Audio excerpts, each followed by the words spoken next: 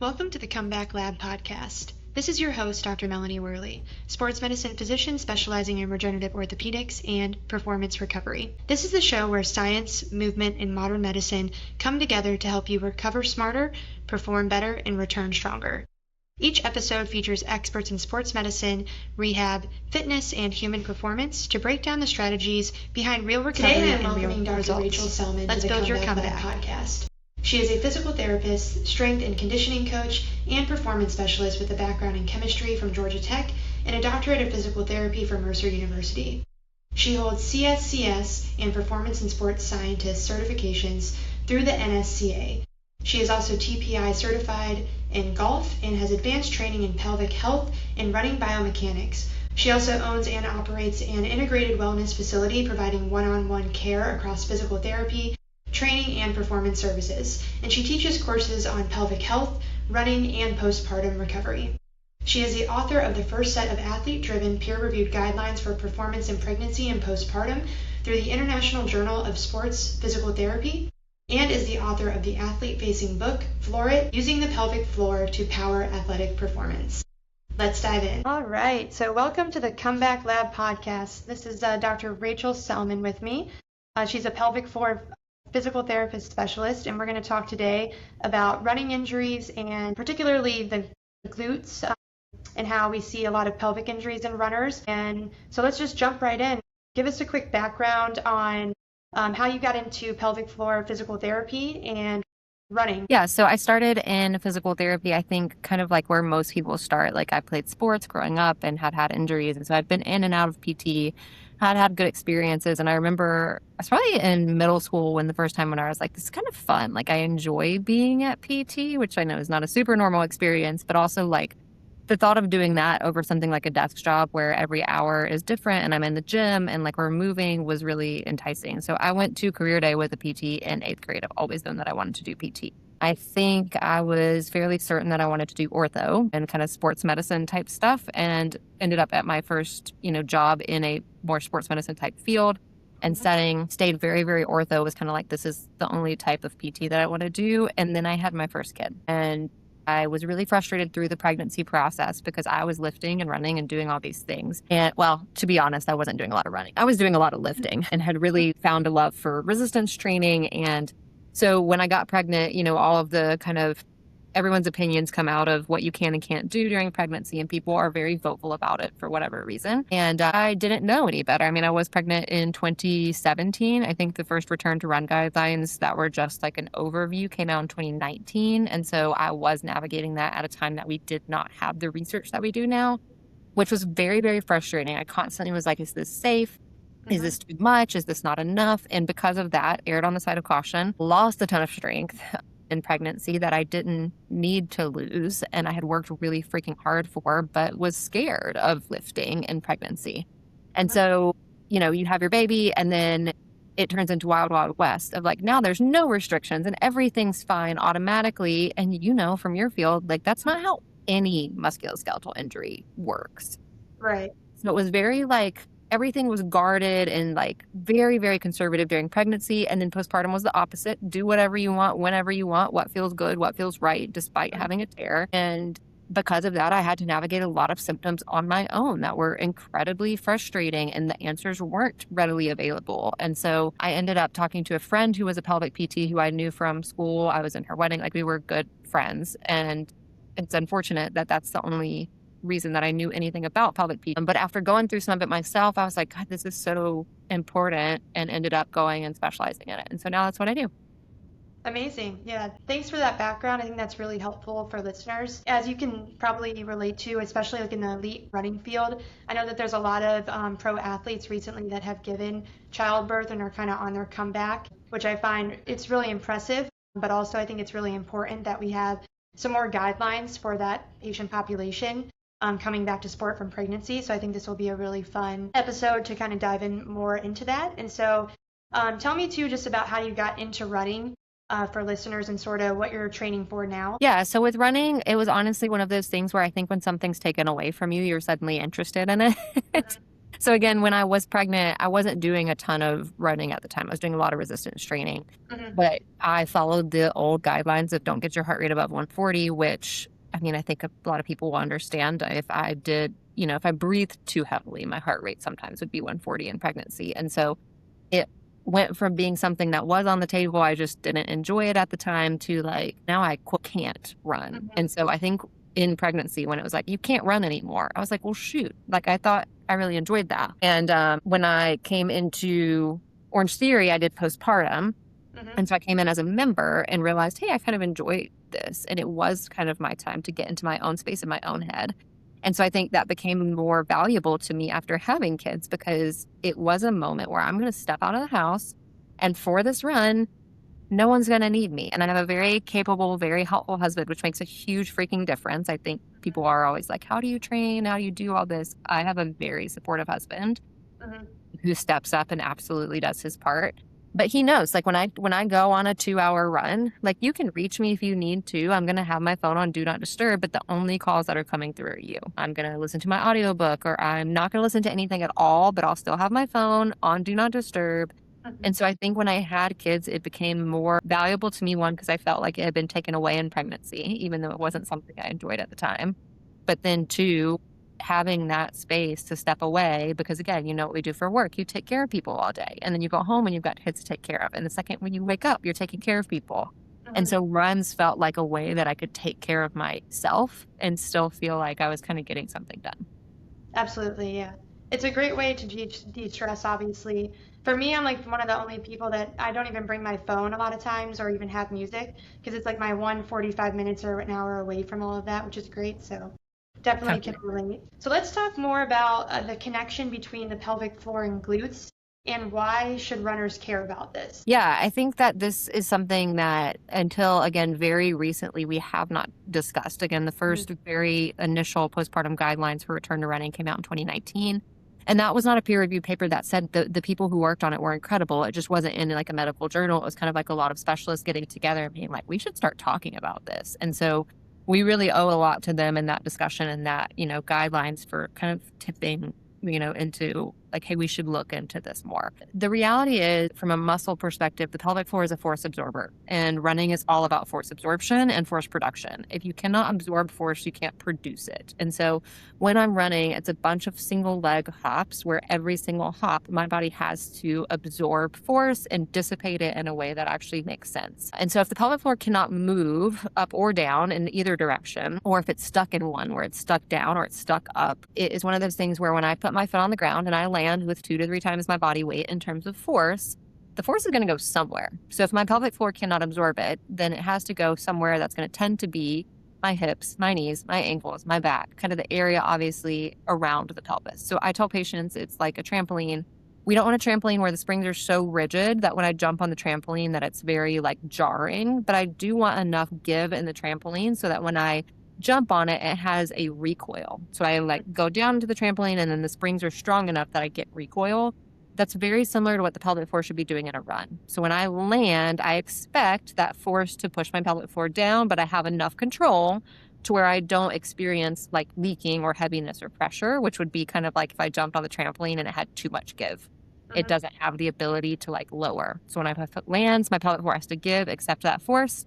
And then Mhm. in order to produce that force to start my push into the next step, I need my pelvic floor to contract and support. And if it does not do that, then something else is going to, and that's going to be where we tend to see injuries. Mhm. Yeah, I think people forget that running is actually a single leg sport, and that single leg stability is a big factor for injury. And I can speak from personal experience of that being a weakness of mine, which I think has led to a lot of the recent injuries that I also face. So, very good points. So, why are glute tendon injuries in particular so common in runners? And for those that don't know, what that means, maybe we can explain that as well. But the glute tendons, we have our glute medius and minimus are the two most important stabilizers for runners, and they attach at the outside of the hip at the greater trochanter. And this is often a source of pain and injury for runners. So I'll let you talk now, kind of why we feel like they're so common. Yeah, I think that with tendon injuries, they're so common in runners because tendons are a little bit more stubborn than muscle. We can see pretty fast changes in muscle. And when I say fast, I mean relatively fast, right? In orthopedic world, fast is still a very relative term. But like I can see strength changes fairly quickly with athletes. I can see hypertrophy or muscle growth really quickly in athletes. I can notice, hey, last week you were deadlifting for 135 and this week we're doing 145. Like those changes can happen with smart progression and they can happen on a fairly quick timetable. Tendons are a little bit more stubborn. And so the reality is tendons don't have great blood flow compared to muscles. And then they don't have a ton of cells. So there's not like a lot of cell turnover. And so they take a lot more time to adapt. So a lot of my clients that are runners, what I see is they're actually really strong. I think there's a really great push for strength training in runners right now, which is really good to see because there's a lot of runners that don't like strength training. But they'll do strength training and they don't do any tendon training. And so they'll strengthen the muscles, they get stronger, they can produce more force, but their tendons can't handle it. And so when we leave out things like plyometrics or long isometrics that really mechanically load the tendon, then sometimes what we see is the muscle and the glutes are very responsive. They say, okay, cool, more load, we can handle that, we got this. But the tendon lags behind a little bit. And so that takes a lot of force that it's not quite ready to handle. I think the tendon's just particularly vulnerable to that. And especially in running, obviously, is a high impact sport. Right. Yeah. Yeah. I think I see this a lot in my practice too, but too much volume too soon. I actually had a recent patient of mine who ended up trying to run a 100-mile ultra without any training. Like the longest run that they did it was pretty low. I think it was in the 10 to 15-mile range, which is not very much for a 100-mile race. And then they came in with a pretty acute, like peroneal tendinosynovitis, probably turning into a tendinopathy because there was already some pathology there. But anyways, definitely a load issue is what we see most often. So what are the early signs that people tend to ignore or misdiagnose in these cases? I think the signs that people miss, and I think part of where we have failed in the physical therapy like side of things is us as a profession, we've become this thing where like a lot of people rely on us post-op or like post a very big injury, right? I'm very lucky in that I have a group of clients who are very proactive. I want them to call me or email me as soon as something starts hurting. I want to know about it.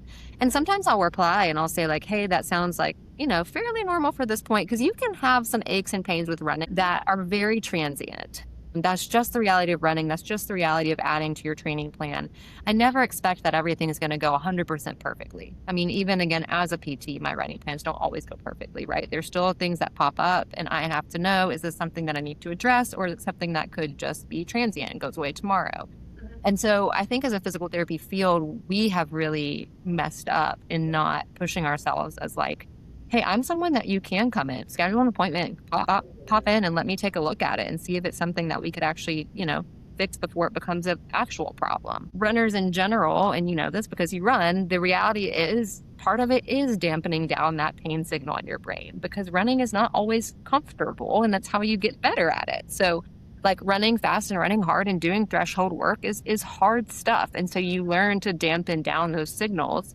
And so you learn that that's what it is. Like running isn't always easy, but sometimes we lump pain into that as well. So my kind of general rules are if you have pain or soreness that dissipates very quickly within 24 hours on one run, no big deal, okay? If let's say my hip kind of bothered me that run, but it's gone the next day and the next run I go on, nothing's wrong. Okay, probably just some weird volume change. I slept bad the night before. I was dehydrated. I was doing something funky on that particular run. If I have back-to-back runs, even just 2 or 3, where I notice the same pain, despite, a day of rest or whatever, then that's where I say, like, go ahead and call me. Don't wait for it to linger on for 6 months. Yes, we can fix it, but it is much harder to fix it when it's been going on for 6 months. So a lot of my clients who will call me and say, like, my Achilles is kind of bothering me a little bit and it's done it for a couple of runs now. Okay, if we get you in, that's like 1 or 2 sessions. So again, from the PT side, we failed because we tend to make people think I have to have a very serious injury or I'm going to go in and she's going to tell me, gosh, you got to be in here 3 times a week for the next 12 weeks. Wrong. Maybe now, let's be honest, some settings still do that. But like the reality is for my clients, if it's a very acute injury that's just lingering a little bit longer than it should, a lot of times we can fix it before it even becomes an actual issue where they would need to go see you, right? So we can catch that on the early end. So those are my big rules. Like if it lingers for more than 24 hours, if it's hurting at rest, So that's a big one too. Like if I feel it during my run, but I stop, I rest, and I realize, okay, it's gone, it's not bothering me anymore, that's a great sign. We love them. But if I go home, sit down, prop up, and I realize it's still bothering me pretty bad, go ahead and come in. And again, I think that's a relationship with your physical therapist that you need to work on. We have our own primary cares. We all have people we rely on, but PTs, we kind of bounce around. I really encourage my clients, like, please reach out to me, like shoot me an email, and every now and then I'll reply and be like, you don't need me. This is good. It's fine. We just up your volume. No big deal. Stay in touch if it gets worse. And sometimes you need to hear that, right? As a runner, like, okay, cool. She said that was probably fine. But then sometimes it's me saying like, oh, I don't love that. Can we go ahead and try to fix it before it, derails our whole plan? All good points. Yeah. I think getting in earlier is better from my own experience as well, just with my tendon issues that I've had. And I've had a bunch of PRP actually. Can speak to that when I'm trying to address it head on faster, usually has a better outcome. Even if you do end up needing PRP for the issue, it's actually still better to get the physical therapy treatment first, because that tendon's already experiencing some of that loading, so that the length of recovery is going to be shorter regardless, even if you do need more intervention.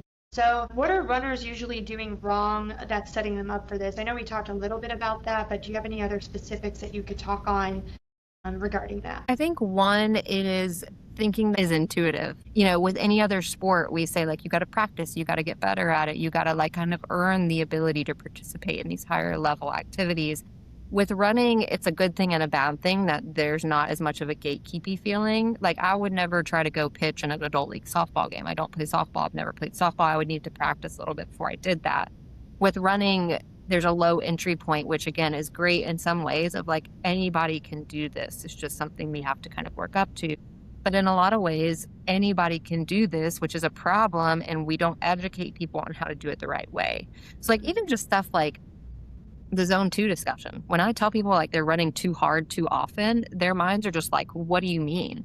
But it's not something that they've ever learned about. And I'm telling you to slow down, which doesn't make any like intuitive sense to you. And so I think one of the big kind of issues that runners face is like there's no like baseline level of practice or education that goes into doing this. And that is a great thing and also a tough thing. So if it's something that you're interested in doing, like I want to run, I want to be, a part of this kind of community. I think it's going to be interesting. I think it's going to be fun. I think it would be good for me. My number one recommendation is always to work with someone who's been there, done that. And whether that's a run coach or a personal trainer or whoever, someone that you know and you trust, sit down and come up with a game plan. I think that's a big one. And if you do that, then my second piece of advice would also just be to vary your runs. I think we mess that up a lot. I think regardless, when I first started running and you're just itching to go run, it doesn't matter what the distance is. It doesn't matter. I'm going to run the same feeling every single time, right? So if it's a 2-mile run versus a 6-mile run versus a 10-mile run, I'm going out there and working hard. By the time that I finish, I'm ready to be done and I want it to be over. So I'm running all of my runs at the same intensity and same volume and just changing the distances. That's not how tendons like to be treated. They want a little more up down, right? So I want an easy run. I want, one that's maybe more tempo based. I want one that's got some sprints in there because that's great for tendon health too. When the tendons are already healthy, can we keep them healthy that way? So again, if you are working with someone like a coach or a trainer or a physical therapist or DO or whatever who has a good experience and can give you some background, you're probably going to already get that advice. But if you choose to skip that step for whatever reason, my next piece of advice would be to make sure your runs look different. They should all look different. So in the course of a week, if I run 5 to 6 times, maybe 2 of them look the same, where I kind of have 2 just easy, I say like trots. I go on an easy trot, listen to like a calming audiobook if I listen to anything at all. I don't want to listen to crazy music. I have maybe 1, maybe 2 hard runs, and then maybe a long run. But they all look different. They all have different goals. They're all loading my muscles and my tendons differently. And in general, I think that that's what keeps people coming back to running, because it's different every day and being able to enjoy it without pain. Yeah, the zone 2 is really important just from like an aerobic capacity standpoint too, in general, to build that engine. I think a lot of athletes and runners forget about that, how important that is. And then I run hard twice a week. So similar to what you're saying, trying to vary that, and then also making sure there's easy days worked in, as well as like a long run. And what are your thoughts on like the general guidelines when people are coming back from injury and we say like 10%, no more than 10% increase in volume? Is that truly helpful? Or do Do you have any different thoughts on that? Yeah, I think that we relied really heavily on that. And I think this is also part of where it's really important for us as providers to be able to say like, hey, I'm willing to change my mind on that. Like, I don't think that actually had as much of an effect as we did. So even when I used to write running training plans, I was really big about like week to week, the weekly mileage is not jumping too quickly because we're worried that that's going to cause injury. The more recent research is going to indicate that like no specific singular run should be more than 10% what you've done in the past 30 days. So that's really what I look for is like a big spike in running, especially when we're talking about tendon or like bone health, making sure that, okay, in the past, 30 days, I haven't run more than 10 miles. That means I shouldn't be running more than 11 miles next, increase by 10. That takes patience. That takes time. That's not what people want to hear. If it's a beautiful day outside and I haven't run 12 miles in forever, the last time I ran was like 6 miles, and that's the most I've done in the past 30 days. But I feel great today. I'm going to go crush it. That's where people get injured, and it sucks. I mean, I get it. I did it last year, last April. It's that same thing where spring comes around. It was a beautiful day. I had not run long in forever, but I was like, I could be out here for, an eternity. It just felt so good.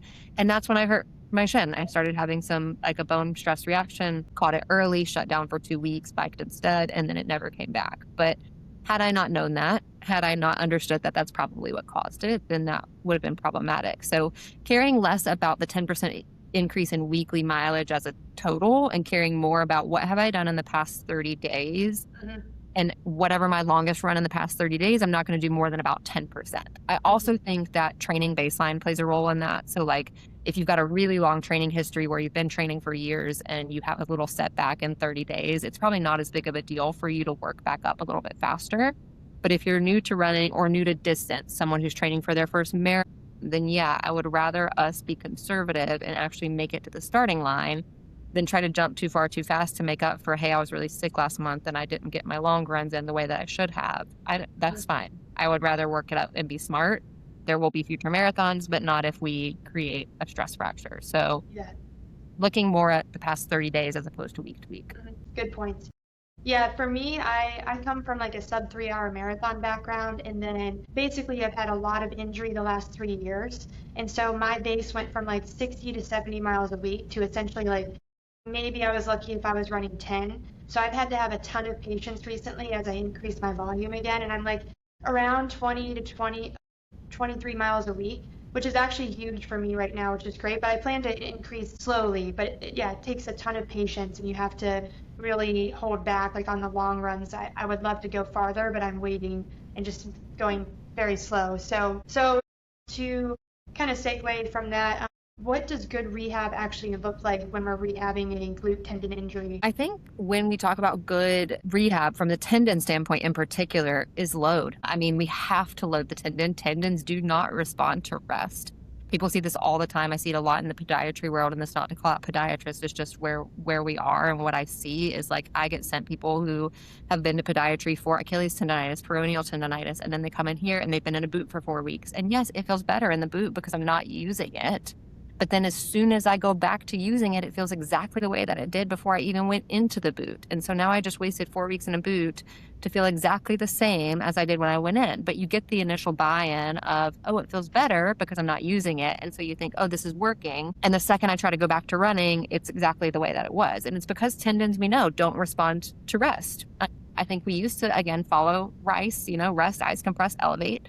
Now it's largely the opposite. It's move and vascularize. So like use heat instead of ice and keep it moving instead of rest. And so especially when we're talking about tendons, the rehab has to look like loading. Tendons want mechanical load. So I always start with isometrics because they're great for pain relief. So get you in a position that loads the tendon, hold it for 30 to 45 seconds, hang out there, right? And that needs to be fairly heavy weight. A lot of times you can do that without increasing pain. So I look at, is your pain a 3 out of 10 at the start of the exercise and a 3 out of 10 at the end of the exercise? If that's the case, we're golden. If there's a small increase in pain, I'm okay with it. My general rule is like increase by 2 out of 10. So if we start the exercise as a 3 out of 10, but we end it at a 5, that's probably fine. If we start to push more to 6, 7, 8, probably not fine anymore. But tendons like load. And so sometimes there's a little bit of nuance of like, okay, there will be a small increase in pain when we do this activity. It shouldn't linger, okay? And I only want to increase by about 2 out of 10 at a time.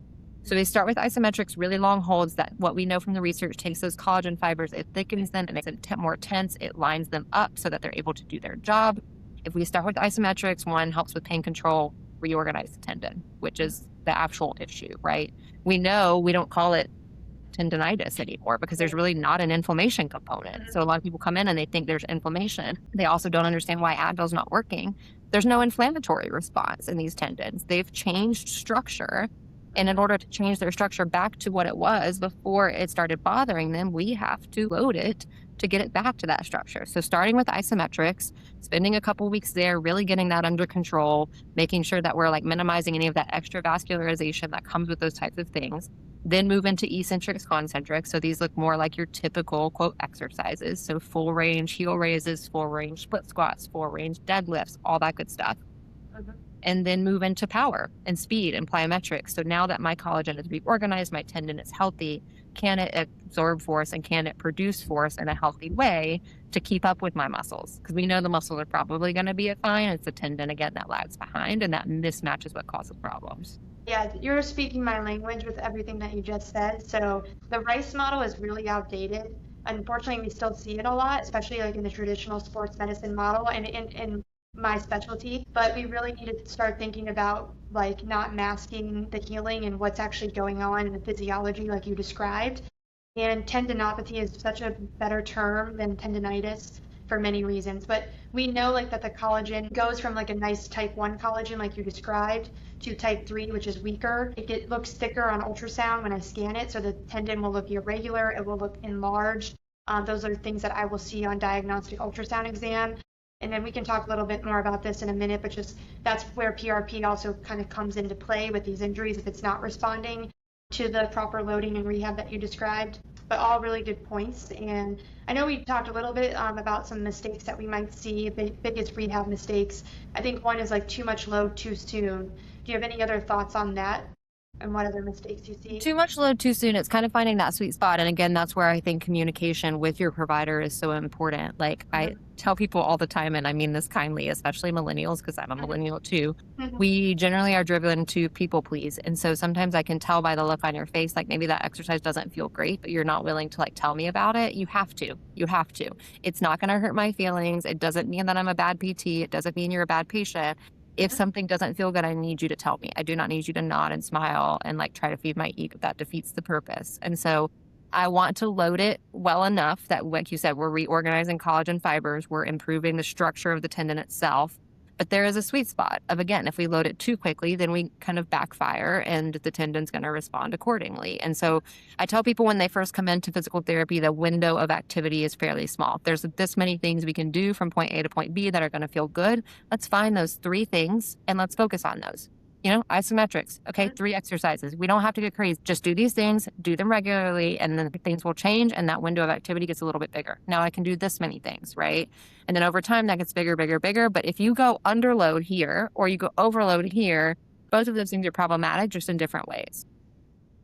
And then, yeah, so for someone listening right now, like what 2 to 3 exercises would you recommend specifically for the glute area for runners if they only had a couple to choose from?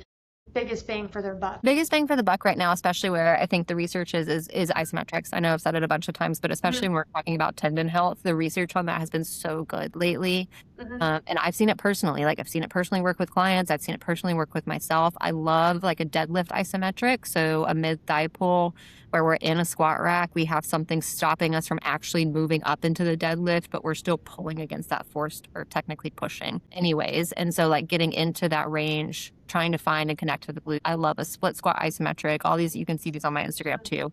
A split squat isometric is great because it helps me connect to the tendon. And so I tell people like, get into position, hold it, and see if you can feel what you're supposed to be feeling. Or is it other stuff that's trying to kick in and take over? Because if you can't feel it in a 30 to 45 second hold, you can't connect to that muscle, you're not going to be connecting it to it when you're out on a run. It's just not going to happen. It has to be subconscious by the time we get to the run. Right. So I love the deadlift isometric. I love the split squat isometric. I love the squat isometric. I love the calf raise isometric. Isometric right now is so great, especially when we're talking about tendon health. I love the split squat, but also doing a calf raise in it because you're hitting both and getting soleus too because of the bent knee. So that's Yep. one of my favorite for just myself in general, but also for runners, I think, which is helpful. So now let's talk about at what point is physical therapy alone not enough for these injuries and when you might send someone to me for platelet-rich plasma. Yeah, so I actually had a client like this recently that, again, you're not local to me, so I can't send directly to you, but like I have had to find providers here that I can send because part of our job as PTs is also acknowledging when we've gotten to a point that PT is not working.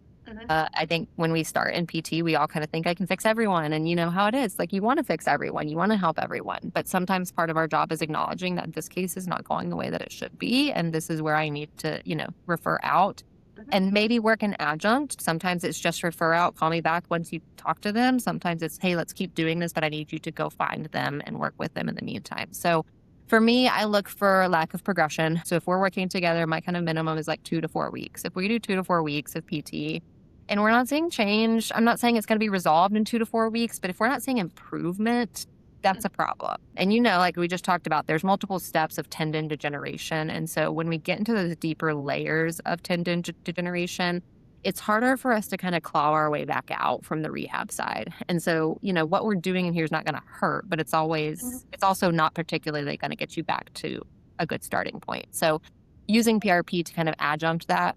So doing things like the split squat isometrics, dry needling, cupping, anything that desensitizes nervous system and any of that new neurovascularization that can happen in a damaged tendon that makes it more sensitive. That's all great.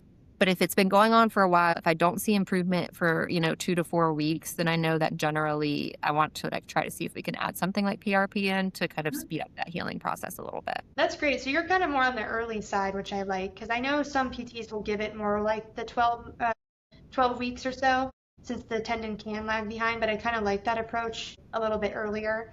But do you have any thoughts on that in terms of waiting the 12 weeks or? Yeah, I think, like you said, tendons are slow, and that's the problem. And, when we work in an insurance, I don't work in an insurance-based model, but when I did, the problem I would run into from the tendon health side is that, they'll say, hey, try, 6 weeks of PT, and if it's not better, then we need to take next steps. And I understand the thought process behind that, but tendons are so slow and steady that a lot of times I'm not going to see full resolution in 6 weeks. But the reality is from a desensitization standpoint, so again, a damaged tendon will also have that increased neurovascular status where it's like there's more nerves and more like fibers there that are feeding it and making it more sensitive. And so if we know that we're further along in that process, it's going to be more sensitive. And so if someone comes in, for example, and let's say they can't tolerate isometrics, like we cannot figure out anything that feels right, I need to go ahead and send them. And if I can go ahead and send them and get that process started, my job becomes a lot easier. They get better faster, all that good stuff. So we know tendons, again, are slow. So I understand the thought process of maybe we wait a little bit longer and see what happens. But I should, to me, and especially being out of network where people are paying a lot of money to come see me, I don't want to drag this out any longer than we have to. My job is to get you out of this office as quickly as I freaking can, right? Like with as few visits as I can. It's not a great business model, but it's also my job. I want you to be better and be out of here and not need me. If you are not seeing some improvement on the early end, let's go ahead and start this discussion. Because sometimes, too, we start the discussion and it takes clients a couple weeks to even be like, okay, fine, I'll go. Or, schedules are backed up. And so by the time I actually can get in to get it done, now I'm 8-9 weeks into physical therapy. And I can go ahead and get this done versus waiting until 12 weeks of PT where I'm still not really noticing a big difference. And now I've got to wait another 8 to get on a schedule and get be seen. And then that drags it out that much longer. So my general rule with clients is that if I'm not seeing tendon health changes in the first 2 to 4 weeks, doesn't need to be resolved, but better, then we need to go ahead and get that on board. That makes sense, yeah. Yeah, so from my perspective, we see gluteal tendinopathy a ton, very common, and I also think it does excellent with PRP. I've had overall very good results for my patients where I've done the PRP injections for that. And I think one thing to highlight is that, if you're a physical therapist, you really should send your patients first to a non-surgical orthopedic specialist like myself, because we are skilled with diagnostic ultrasound, and that can be really helpful to see what's going on immediately without having to order an MRI. And then we can tell you kind of what our findings are, what our thoughts are, and come up with a team-based approach too. So you still might try to rehab it a little bit more first, but then if not, we kind of have a game plan going forward. We may need an MRI, depends on what the condition is. Usually for glute tendinopathy, you don't. Another thing that we could touch on, like not just the tendinopathy, but a lot of times there's little partial tears or micro tears, and that's oftentimes the reason why it may not heal with just the PT alone. And you already discussed how it doesn't have good blood supply, right? So the whole idea behind the platelets is that they have a ton of growth factors in them. There's like hundreds if you look at the list in our platelets. And one thing that they stimulate is angiogenesis, which is increased blood flow, and we have poor blood flow to tendon. So that's the whole idea.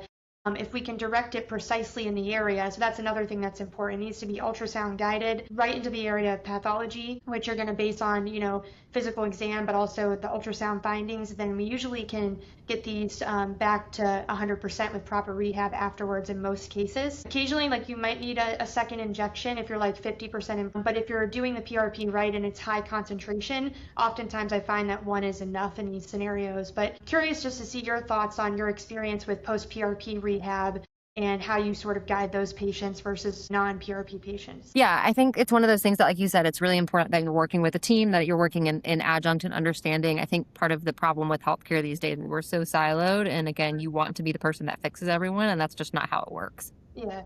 My job, again, is to get you better. And if that means that I need, a PRP injection on board to make that process a little bit smoother, why would we not do that? And if anything, my clients who end up kind of going that route are usually incredibly thankful because they realize, well, I do feel better. Because I feel better, I can better tolerate these exercises. Because I can better tolerate these exercises, now I'm actually seeing mechanical change at the tendon, meaning I don't notice symptoms anymore. Right. So, they'll go get PRP, which I love and support and think is a great adjunct and a great tool. And then because they do that, we can better, utilize our time in the clinic, as opposed to, sometimes when people come in and everything is so flared up and so irritated and so hypersensitive, we can't tolerate some things. I mean, like no matter what position I get you in, it hurts, right? Or everything feels good in here, and then as soon as you go home, you go back to life, it goes right back to normal, and we don't see that carryover between sessions. So that's, again, my 2 to 4 week rule of like, let's just go ahead and go get this process started. There's no reason not to. For most people, it's a financial thing. And so it's one of those things where like, okay, well, if that saves you this much in physical therapy visits and we tack that on and it's going to be faster, when we look at the plan of care from start to finish, that's actually probably a cheaper route than trying to chase all these little kind of like pipelines of this might work and this might work and let's try this for 6 more weeks and see what happens. Right.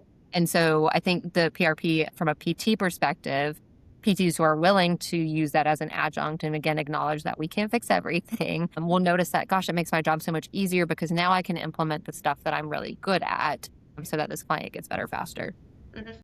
I always tell my patients too that I can inject anywhere in the body, I can inject their whole body, but if they don't go to a therapist and fix the biomechanics, you're not going to get better. And so I think it's really important, the combination of the two is what ultimately will get people back to 100%, not just the injection alone and not just the PT alone. It's Correct. Both of them. And we also know that from the data, like we've already talked about throughout the episode, of just loading the tendon. That's with the PR, when you start to help the tendon signal to remodel, and then you load, that's the perfect combo because the tendon has the tools to remodel because of the increased blood flow, the platelets, the growth factors, but also because of the work that the patient does on their end to do that with you. So really important points. I could go on about this stuff forever. I feel like we did cover a lot though in the short amount of time, and I think it was a great conversation. Just going to ask a couple last rapid fire ending questions and then we'll let you get out of here. So what do you think is the worst thing that you can do with lateral hip pain? Underload.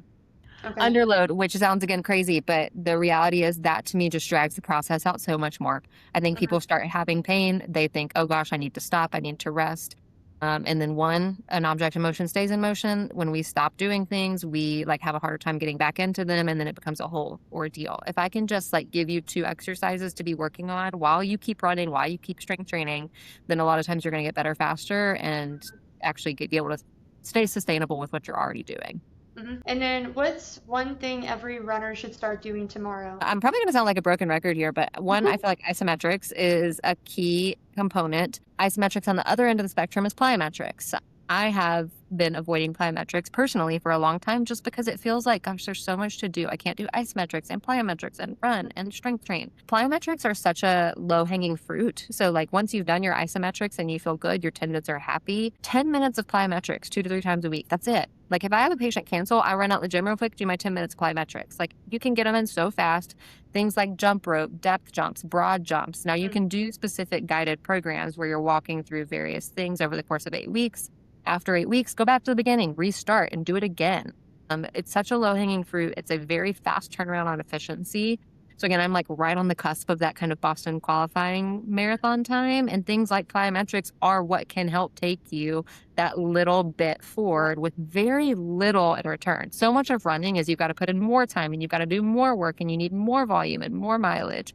Plyometrics are not like that. And so I think a lot of runners think, I don't have time to tack on something else.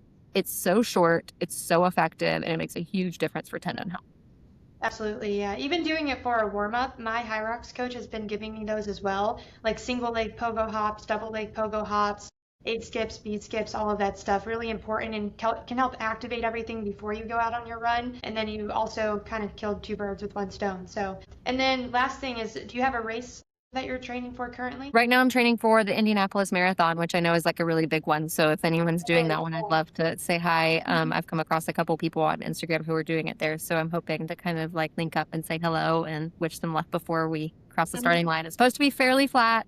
It's supposed to be decent. It's in November. So Indianapolis in November should be fairly cool. I'm about to train all summer in the freaking Southeast United States. So I'll be just absolutely miserable. But that first cool weather day that we get is a freaking dream. And all that like plasma buildup and everything that I have from the summer, it feels like I've been in altitude camp all summer, and then I get all the performance, benefits in the fall. So I'm hoping to utilize those, and fingers crossed that'll be a Boston qualifying. Well, you know how it is, Boston qualifying, but hopefully enough of a buffer to actually get to do Boston race. Yes, yeah, I think you need like around 5-minute buffer, is it? That's what I'm aiming for right now, because I'll be 35 in August. So my time right now is 3.5 hours. And so I'm really kind of aiming more for like 3:25 to feel a little bit more comfortable. But again, you know how it is, it's like every year they make it harder. I mean, up until this year, it was for me 3:35. And now I'm like, I'm going to get caught in that little 5-minute crossfire. Yeah. You just took that away from me and I really needed it. But hopefully the plyometrics will get me there.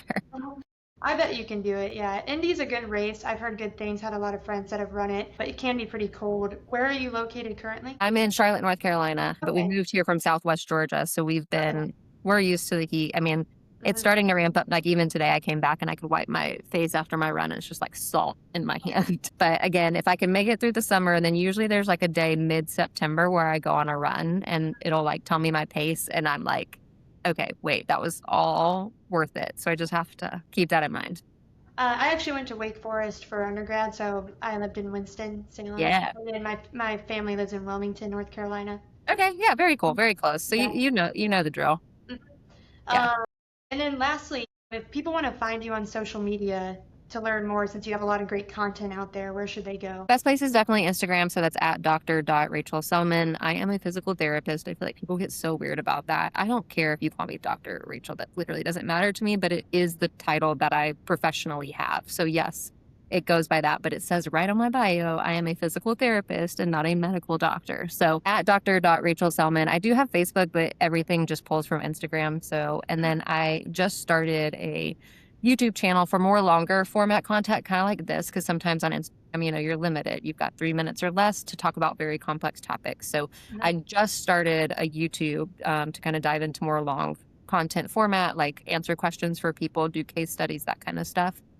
And honestly, in terms of subscribing as like a follower, YouTube is the best kind of gift that you could give. Instagram is great, but YouTube kind of allows a little bit more creator freedom, and honestly they reimburse their creators a little bit better, and so it gives us more time to actually pour back into content for people who feel like they're getting something out of it. Very nice. Okay, well, thanks so much for coming on the Comeback Lab, and it was great having you as a guest, and look forward to chatting more in the future about some running and injuries. Thanks for having me.